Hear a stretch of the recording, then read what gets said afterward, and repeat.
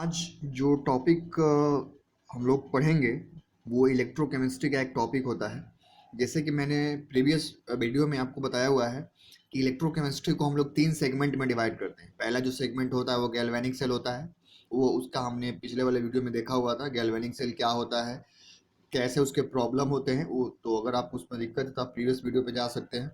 उसके बाद हमने आपको बताया था कि जो सेकंड सेगमेंट होता है इलेक्ट्रोकेमिस्ट्री का, वो इलेक्ट्रोलिसिस होता है, जहाँ कि हम लोग फराडे लॉ पढ़ते हैं और फराडे लॉ से रिलेटेड हम लोग प्रॉब्लम वहाँ पे कंसिडर किए थे। तो अगर आपको फराडे लॉ में दिक्कत है तो आप प्रीवियस वीडियो कंसिडर कर सकते हैं। आज जो इलेक्ट्रोकेमिस्ट्री का जो थर्ड एंड लास्ट सेगमेंट जो है, जैसा कि हमने इलेक्ट्रोकेमिस्ट्री को डिवाइड किया था 3 सेगमेंट में, तो जो सबसे लास्ट सेगमेंट है कंडक्टेंस, जिसको हम लोग बोलते हैं कंडक्टेंस। तो आज का अपना जो वीडियो है वो कंडक्टेंस पे बेस्ड है कि कंडक्टेंस क्या होता है और इलेक्ट्रोकेमिस्ट्री के जो प्रॉब्लम कंडक्टेंस से कैसे रिलेटेड होते हैं और कैसे हम लोग इसके प्रॉब्लम को टैकल करेंगे। तो तो अगर हम कंडक्टेंस के बेसिक डिफिनेशन पे जाएं तो कंडक्टेंस का बेसिक डिफिनेशन होता है फ्लो ऑफ चार्ज। ठीक है। तो अगर चार्ज का फ्लो हो रहा है तो हम लोग बोल सकते हैं कि जो मटेरियल जो है वो कंडक्टर। तो कंडक्टर का काम ही होता है कि जो चार्ज को फ्लो करे। आगे आप लोग और भी देखोगे कि जो करंट का, जहाँ पे अगर करंट फ्लो कर रहा है, फ्लो ऑफ करंट, उसको भी हम लोग कंडक्टर बोलते हैं। तो ये कंडक्टर का या कंडक्टेंस का बेसिक डिफिनेशन होता है कि जहाँ पे चार्ज फ्लो करना चाहिए या करंट फ्लो करना चाहिए। अब हम लोग थोड़ा सा और डिटेल में जाएंगे। तो अब ये जो कंडक्टेंस होता है, कंडक्टेंस, इसको हम लोग 2 सेगमेंट में डिवाइड करते हैं। Conductance is divided into 2 segment. हमने कंडक्टेंस को 2 सेगमेंट में डिवाइड कर दिया। इसका जो पहला सेगमेंट होता है वो होता है electronic conductance. The first segment of conductance is electronic conductance. Electronic conductance and the second segment is electrolytic conductance. तो ये जो इलेक्ट्रॉनिक कंडक्टेंस होता है, जिसको हम लोग मेटालिक कंडक्टेंस भी बोल सकते हैं, मेटालिक कंडक्टेंस, और ये जो कंडक्टेंस होता है इसको आपको फिजिक्स में पढ़ना होता है। तो हम लोग इसके बस थोड़ा सा इंट्रोडक्शन देखेंगे और ज़्यादा हम लोग डिटेल में नहीं जाएंगे। तो ये मैं यहाँ पे लिख दे रहा हूँ, ये फिजिक्स का पार्ट होता है, this is part of physics. लेकिन ये जो इलेक्ट्रोलिटिक कंडक्टेंस होता है, इसका मतलब होता है conductance in solution. Conductance in solution होता है, इसका मतलब होता है कंडक्टेंस इन सॉल्यूशन। और यही अपने को केमिस्ट्री में जो हम लोग कंडक्टेंस के बारे में बात करेंगे, तो केमिस्ट्री की कंडक्टेंस का मतलब होता है इलेक्ट्रोलाइटिक कंडक्टेंस। तो ये हमने यहाँ पे लिख दिया हुआ है कि ये केमिस्ट्री का पार्ट है। ठीक है। तो जो हमने इलेक्ट्रॉनिक कंडक्टेंस जो हमने यहाँ पे लिखा हुआ है फिजिक्स का पार्ट है, और इलेक्ट्रोलाइटिक कंडक्शन जो होता है वो केमिस्ट्री का पार्ट है। मैं आपको थोड़ा सा डिटेल में बता दूं कि जो हमने इलेक्ट्रोलाइसिस कराया था, तो इलेक्ट्रोलाइसिस में आपने देखा था कि जो भी आपने इलेक्ट्रोड यूज किया था, एनोड एंड कैथोड, जो आपने एनोड और कैथोड यूज किया था, तो एनोड और कैथोड पे क्या हो रहा था, तो यहाँ पे एनोड और कैथोड पे क्या हो रहा है, आयंस का माइग्रेशन हो रहा था, माइग्रेशन ऑफ आयंस। आयंस जो थे वो माइग्रेट कर रहे थे एनोड और कैथोड पे। और जब ये माइग्रेट कर रहे हैं, किसके थ्रू माइग्रेट कर रहे थे, जब ये माइग्रेट कर रहे थे, क्या कर रहे थे, ये चार्ज फ्लो करा रहे थे या चार्ज का मूवमेंट हो रहा था, movement of charge, charge move कर रहा था। तो क्या होता है कि अगर एनोड और कैथोड पे जब चार्ज मूव कर रहे थे तो करंट फ्लो कर रहा था। तो वही अपने को देखना है कि जो इलेक्ट्रोलाइसिस जो होता है वो बेसिकली इलेक्ट्रोलाइटिक कंडक्टेंस पे बेस्ड होता है। या केमिस्ट्री में जो इलेक्ट्रोलाइटिक कंडक्टेंस पढ़ना है वो आप उसको इलेक्ट्रोलिसिस से रिलेट कर सकते हो, क्योंकि इलेक्ट्रोलिसिस तभी हो पाएगा जब आपके सॉल्यूशन में कंडक्टिविटी होगा। Means conductivity in solution is known as electrolytic conductance. ठीक है। तो केमिस्ट्री में अपने को जो कंडक्टेंस पढ़ना है केमिस्ट्री में, वो मेनली आपको पढ़ना है इलेक्ट्रोलाइटिक कंडक्टेंस ही पढ़ना है। Electrolytic electrolytic conductance. और इलेक्ट्रोलाइटिक कंडक्टेंस का मतलब होता है कंडक्टेंस इन सॉल्यूशन। तो अपने को जितना भी, अगर आपको कहीं भी केमिस्ट्री में कंडक्टेंस वर्ड मिले, तो कंडक्टेंस का मतलब यहाँ पे हो जाएगा electrolytic conductance, means conductance in solution. Solution में कंडक्टेंस हो जाता है। ठीक है। अब हम लोग क्या करेंगे, थोड़ा सा हम लोग इलेक्ट्रॉनिक कंडक्टेंस और इलेक्ट्रोलाइटिक कंडक्टेंस को हम लोग और डिटेल में डिफाइन करके उसके बाद फिर हम लोग इलेक्ट्रोलाइटिक कंडक्टेंस पे स्विच कर जाएंगे।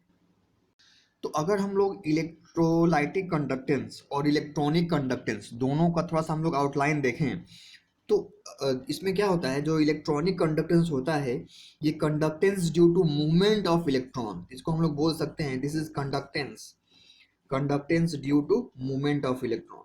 तो इलेक्ट्रॉन के मूवमेंट से, due to movement of electron, तो इलेक्ट्रॉन के मूवमेंट से अपने को जो कंडक्टेंस देखने को मिलता है वो होता है इलेक्ट्रॉनिक कंडक्टेंस, जिसको आप लोग मेटालिक कंडक्टेंस भी बोलते हैं। तो मेटालिक कंडक्टेंस में बेसिकली क्या होता है कि जो मेटल्स में जो इलेक्ट्रॉन होता है, आप जानते हैं कि मेटल्स के जो इलेक्ट्रॉन होते हैं वो फ्री होते हैं, और उस फ्री इलेक्ट्रॉन के होने से ही आपको वहां पे कंडक्टिविटी मिलता है।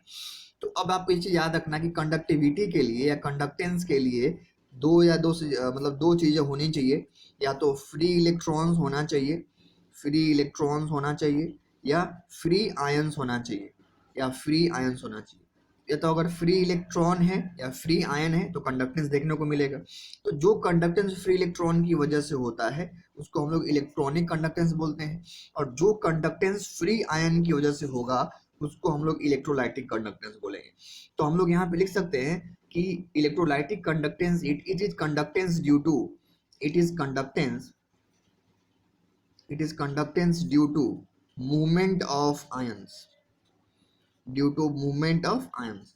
तो आयंस इसमें क्या हो जाएंगे, तो जो आयन यहाँ पे मूव करेंगे, कौन से मूव करेंगे, तो कैटायन जो कि पॉजिटिव आयन होता है, तो कैटायंस एंड एनायंस जब मूव करते हैं तो उनके मूवमेंट से क्या होता है, चार्ज फ्लो करता है, flow of charge, charge flow करेगा। तो कैटायन और एनायन के मूवमेंट से चार्ज फ्लो करता है, और अगर चार्ज फ्लो फ्लो किया तो मतलब वो कंडक्टेंस हो करेगा। तो जो कंडक्टेंस इलेक्ट्रॉन के मूवमेंट की वजह से होता है उसको हम लोग इलेक्ट्रॉनिक कंडक्टेंस बोलते हैं, और जो कैटायन या एनायन के मूवमेंट की वजह से होता है या जो आयन के मूवमेंट की वजह से होता है उसको हम लोग बोलते हैं इलेक्ट्रोलाइटिक कंडक्टेंस। तो केमिस्ट्री का जो कंडक्टेंस होता है वो हम लोग आयंस और कैटायन और एनायन के मूवमेंट की वजह से देखते हैं, और फिजिक्स का जो कंडक्टेंस होता है वो इलेक्ट्रॉन के मूवमेंट की वजह से देखते हैं। अब हम लोग अगर इसमें आगे डिस्कस करें, सेकेंड पॉइंट डिस्कस करें, तो पहला पॉइंट हो गया कि अगर इलेक्ट्रॉन मूव करेंगे तो इलेक्ट्रॉनिक कंडक्टेंस होगा, और अगर आयन मूव करेंगे तो इलेक्ट्रोलाइटिक कंडक्टेंस होगा। और हमेशा याद रखना है कंडक्टेंस के लिए या तो फ्री इलेक्ट्रॉन होने चाहिए या फ्री आयंस होने चाहिए, मतलब कि चार्ज कैरियर होना चाहिए। इलेक्ट्रॉन भी चार्ज कैरियर होते हैं, आयन भी चार्ज कैरियर होते हैं, मतलब कैटायन और एनायन चार्ज कैरियर होते हैं। तो अगर चार्ज कैरियर है तो चार्ज कैरी करेगा, और चार्ज अगर मूव करेगा तो करंट फ्लो करेगा। बिकॉज हम लोग जानते हैं कि जो करंट होता है वो क्या होता है, क्यू बाई टी। क्यू मतलब क्या होता है, दिस इज चार्ज और दिस इज टाइम। तो कितना कूलम चार्ज, कितना कूलम चार्ज एक सेकेंड में पास किया, यही होता है करंट।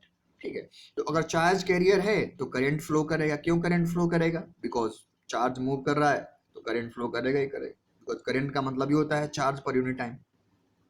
तो अगर हम इसके सेकेंड पॉइंट पे जाएं इलेक्ट्रॉनिक कंडक्टेंस के, तो इलेक्ट्रॉनिक कंडक्टेंस का जो सेकेंड पॉइंट यहाँ पे हो जाएगा कि ऑन इंक्रीजिंग टेम्परेचर, अगर आप टेम्परेचर को इंक्रीज करेंगे तो ये जो कंडक्टेंस होता है मेटालिक कंडक्टेंस, जिसको हम लोग इलेक्ट्रॉनिक कंडक्टेंस बोलते हैं, मेटालिक कंडक्टेंस, मेटालिक कंडक्टेंस वो डिक्रीज कर जाता है। अगर टेम्परेचर आप इंक्रीज करेंगे तो मेटालिक कंडक्टेंस जो है वो डिक्रीज कर जाएगा। क्यों डिक्रीज करता है, इसका आप रीजन देख लो। तो अगर आप टेम्परेचर इंक्रीज करते हैं, जब टेम्परेचर हम लोग इंक्रीज करते हैं तो क्या होता है, रजिस्टेंस इंक्रीज कर जाएगा। और रजिस्टेंस का मतलब क्या होता है, बैरियर, बैरियर आप बोल सकते हो, और opposition, opposition in current, opposition in flow of current. Flow of current में जो अपोजिशन होता है उसी को हम लोग क्या बोलते हैं, रेजिस्टेंस बोलते हैं। रेजिस्टेंस का मतलब होता है कि वो करंट को फ्लो नहीं होने देगा। तो जिस कंडक्टिंग वायर में या जिस सॉल्यूशन में जितना ज्यादा बोल सकते हो, जिस मटेरियल में जितना ज्यादा रेजिस्टेंस होगा उतना बैड कंडक्टर होता है, क्योंकि अगर रेजिस्टेंस है तो करंट को फ्लो करने नहीं देगा, और करंट अगर फ्लो नहीं करेगा तो फिर कंडक्टिविटी वहां पे देखने को नहीं मिलेगा। तो अगर आप टेम्परेचर बढ़ाते हैं तो टेम्परेचर बढ़ाने से क्या होगा, रेजिस्टेंस इंक्रीज कर जाएगा, और रेजिस्टेंस इंक्रीज करने से क्या होता है, कंडक्टिविटी जो होता है यहाँ पे क्या हो जाएगा, कंडक्टिविटी वो डिक्रीज कर जाएगा। कंडक्टिविटी या कंडक्टेंस, कंडक्टेंस आप बोल सकते हैं, इनको क्या करेगा, डिक्रीज कर देगा। टेम्परेचर बढ़ाओगे रेजिस्टेंस बढ़ेगा, और अगर रेजिस्टेंस बढ़ा तो कंडक्टेंस या कंडक्टिविटी जो है वो डिक्रीज कर जाएगा। तो हम लोग यहाँ से देख सकते हैं कि जब हम लोग टेम्परेचर बढ़ा रहे हैं तो मेटालिक कंडक्टेंस डिक्रीज कर रहा है। अगर हम लोग बात करें इलेक्ट्रोलाइटिक कंडक्टेंस में, ये टेम्परेचर बढ़ाने पे इलेक्ट्रोलाइटिक कंडक्टेंस में क्या चेंज आएगा, तो अब हम लोग बात करेंगे टेम्परेचर का effect, temperature on electrolytic conductance, electrolytic conductance. अब इसमें क्या होता है कि अगर ये जो इलेक्ट्रोलाइटिक कंडक्टेंस होता है ये एक सॉल्यूशन का कंडक्टेंस होता है, तो अगर आप टेम्परेचर इंक्रीज करते हैं तो यहाँ पे दो बातें होती हैं। पहली बात तो ये होता है कि स्लाइटली क्या होता है, वॉल्यूम जो होता है वो इंक्रीज करेगा। दूसरा बात क्या होता है कि जो डिसोसिएशन होता है, डिसोसिएशन ऑफ इलेक्ट्रोलाइट वो इंक्रीज कर जाता है, वो इंक्रीज कर जाए।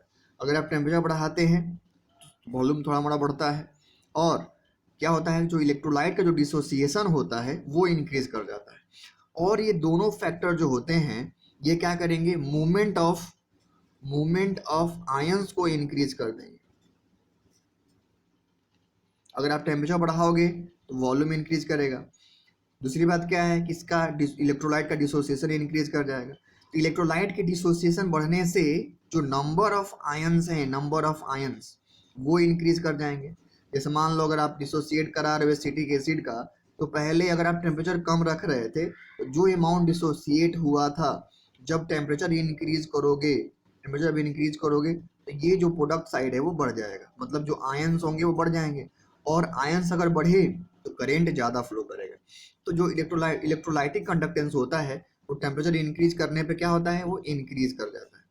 Means electrolytic conductance increases on increasing temperature. तो सेकेंड बात इसमें हो गया।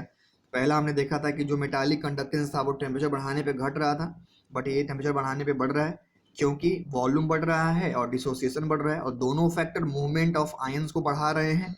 तो अगर आयंस का मूवमेंट बढ़ेगा तो कंडक्टेंस बढ़ जाएगा। तब हम लोग बात करेंगे थर्ड पॉइंट पे। थर्ड पॉइंट क्या होता है, मास ट्रांसफर। मास ट्रांसफर में कौन कैसे रोल प्ले करता है। तो अगर हम लोग बात करें मास ट्रांसफर के बारे में तो सबसे पहले हम लोग बात करेंगे इलेक्ट्रॉनिक कंडक्टेंस। इलेक्ट्रॉनिक कंडक्टेंस का मास ट्रांसफर में क्या कंट्रीब्यूशन है, कैसे ये रोल प्ले करता है। अब क्या होता है कि जो इलेक्ट्रॉनिक कंडक्टेंस होता है इसमें मास में कोई चेंज नहीं होता, there is no any change in mass, there is no any change in mass. इसमें मास में कोई चेंज नहीं आता है, क्योंकि आप खुद सोचो, जैसे मान लो आपके घर में जो वायर यूज किया जाता है करंट मतलब फ्लो कराने के लिए, बल्ब जलाने के लिए, पंखा चलाने के लिए, टीवी, कूलर, फ्रीज, ये सब चलाने के लिए, तो आप क्या फील किए होगे कि वायर चाहे 2 साल का हो चाहे 10 साल का हो, उसका जो अमाउंट, उसका जो मास जितना आपने पहले रखा था, लिया था वायर, वो उतना ही रहता है। अगर वो मास में चेंज होने लगता तो ऐसा पता चलता है कि आपका जो वायर है 10 साल के बाद गायब हो जाएगा। लेकिन ऐसा नहीं होता है। क्यों नहीं होता है कि जो इलेक्ट्रॉनिक कंडक्टेंस होता है उसमें मास ट्रांसफर नहीं होता है। Means it is conductance without mass transfer. यहाँ पे जो कंडक्टेंस होता है विदाउट मास ट्रांसफर होता है, ठीक है। लेकिन अगर हम लोग बात करें इलेक्ट्रॉनिक कंडक्टेंस में, तो याद करो मैंने आपको इलेक्ट्रोलिसिस में बताया था कि अगर आप इलेक्ट्रोलिसिस कराओगे तो कुछ कैथोड पे डिपॉजिट होता है, कुछ एनोड पे डिपॉजिट लिबरेट होता है। तो इलेक्ट्रोलिसिस में जो भी कैथोड या जो भी इलेक्ट्रोड पे जो मास डिपॉजिट या लिबरेट हो रहा है, क्या वो सॉल्यूशन से ही मिल रहा होगा।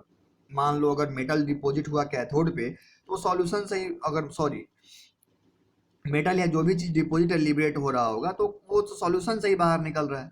इसका मतलब ये है कि अगर सॉल्यूशन से लगातार कोई चीज बाहर निकल रहा है या डिपॉजिट या लिबरेट हो रहा है तो वो सॉल्यूशन के मास को कम कर रहा होगा। इसका मतलब ये होता है कि जो इलेक्ट्रोलिटिक कंडक्टेंस होता है, इलेक्ट्रोलाइटिक कंडक्टेंस, इसको हम लोग बोल सकते हैं कि it is conductance with mass transfer. It is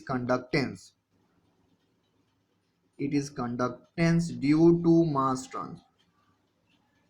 ये मास ट्रांसफर की वजह से होता है क्योंकि यहाँ पे जो इलेक्ट्रोड्स होते हैं, इलेक्ट्रोड्स पे कुछ सब्सटेंस जो होते हैं या तो डिपॉजिट होगा या लिबरेट होगा। तो जो भी डिपॉजिट या जो लिबरेट होने वाला जो केस है इसमें बेसिकली क्या हो रहा है, सॉल्यूशन से ही मास जा रहा है। तो ये जो इलेक्ट्रोलाइटिक कंडक्टेंस होता है ये मास ट्रांसफर के होने की वजह से होता है। तो यहाँ तक मैंने आपको बता दिया कि मेटालिक कंडक्टेंस क्या होता है, इलेक्ट्रोलाइटिक कंडक्टेंस क्या होता है, और केमिस्ट्री में आपको जो भी पढ़ना है वो इलेक्ट्रोलाइटिक कंडक्टेंस ही पढ़ना है, मेटालिक कंडक्टेंस नहीं पढ़ना है। तो जो भी अब हम लोग नेक्स्ट टर्म पे जो हम लोग नेक्स्ट वीडियो में जो बात करेंगे वो मेनली हम लोग इलेक्ट्रोलाइटिक कंडक्टेंस के बारे में बात करेंगे। मेटालिक कंडक्टेंस आपको फिजिक्स का पार्ट है, वो ज़्यादा आपको यहाँ पे नहीं पढ़ना है।